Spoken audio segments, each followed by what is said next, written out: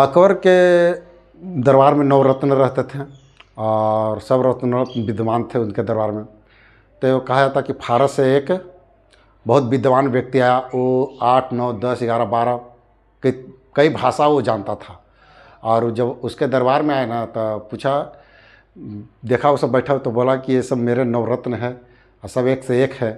तो उसने वहाँ पर ही दावा ठोका कि अगर आपके दरबार में ये सब विद्वान है तो मेरे मातृभाषा ये सब बतावे कि मेरे मातृभाषा कौन सा है। वो 10-12 भाषा फराटेदार बोलता था, मतलब लड़खड़ाता नहीं था कि कौन भाषा। जैसे हमने सब अंग्रेजी चाहे हिंदी ही अच्छा से न बोल पाते हैं। अब अंग्रेजी तो दूर की बात है, अंग्रेजी बोलेंगे तो टूटा फूटा ही बोलेंगे, मतलब धारा प्रवाह नहीं बोल सकते हैं। और इस तरह से सभी भाषाओं को बोलता था ना धारा प्रवाह, कि पता चलवे नहीं करता था कि इसका मातृभाषा कौन सा है।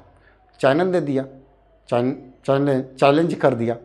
जब चैलेंज कर दिया तो लगा कि बात तो सही है। तब बीरबल था वहाँ पर, तो बीरबल बोला कि ठीक है, हमको 1 दिन का समय चाहिए, हमको 1 दिन का समय चाहिए, हम आपका मातृभाषा बता देंगे। तो ठीक है।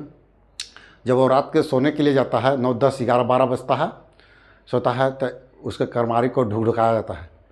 उठता है, बाहर निकल के देखता है कोई नहीं है, फिर जाकर सो जाता है, फिर ढुकढुकाता है, फिर निकलता है, फिर कोई नहीं है। मतलब ऐसे ही 1, 2 बार, 3 बार, 4 बार, 5 बार परेशान कर दिया। अब वो जो निकला, वो जो गाली देना शुरू किया, पूरा गाली दिया। गाली देला के बाद जाकर संतुष्टि हुआ, तब फिर जाकर सोता है। फिर सवेरे पहर जब वो आता है दरबार में, तब पूछता है कि क्या मेरी मातृभाषा, किसी को पता चला कि मेरी मातृभाषा क्या है। फिर उसी तरह से सब भाषा बोल रहा था।